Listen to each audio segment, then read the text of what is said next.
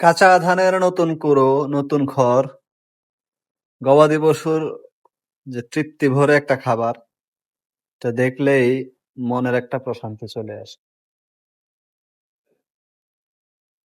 আমাদের এই গরুগুলো কাঁচা ধানের খড় খাচ্ছে, মন ভরে। চুন্নি চুন্নি যাইতো গা, দেন দূর দেন তুরুন না।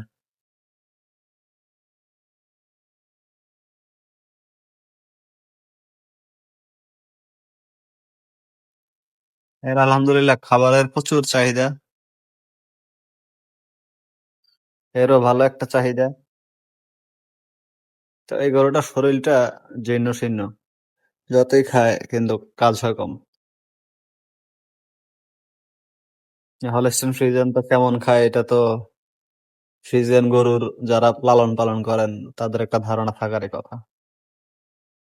আর এটা হচ্ছে মাশাআল্লাহ দেশাল গাভী। এগুলা ফ্যাটেনিং করতেছি, রমজানে বা কোরবানিতে সেল করে ফেলবো। এগুলো খুব ভালো গ্রোথ আসে, ফিনিশিং ও ভালো আসে, চাহিদা কম। গাভীগুলো, দেশি গাভীগুলো। এটা একটা গাভী, ডিসকনসেপ্ট করে না। ওই সেট থেকে এখানে নিয়ে এসে আমরা শুধু ফ্যাটেনিং করতেছি। এটা হচ্ছে একটা ষাঁড় বাচ্চা, এই যে কান কাটা। এটা একটা লাল ষাঁড়, দেশাল ষাঁড়।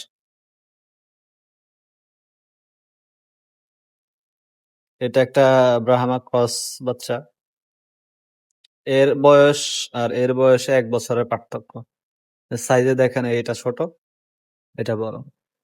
তো উন্নত একটা ব্রিড হলে যে কতটুক ভালো গ্রোথ আসে, তা এটাই এখানে হচ্ছে দৃষ্টান্ত। এটা দেশি, ৩ বছর বয়স, আর এটা হচ্ছে শাহিওয়ালের সাথে আপনার ক্রস আর কি। তো এটা ভালো একটা গ্রোথ আসছে বাচ্চাটার, ব্রাহ্মা ক্রস। এটা একটা ফ্রিজিয়ান ষাঁড়, এর আলহামদুলিল্লাহ ভালো গ্রোথ। এটা একটা দেশাল ষাঁড়। হ্যাঁ, এই সাইডটায় গরু মহিষ।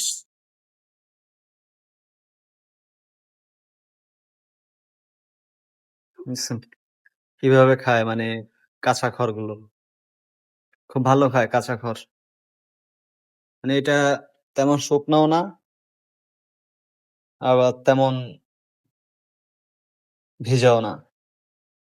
নতুন খড়। তা সবাই ভালো থাকবেন, সুস্থ থাকবেন।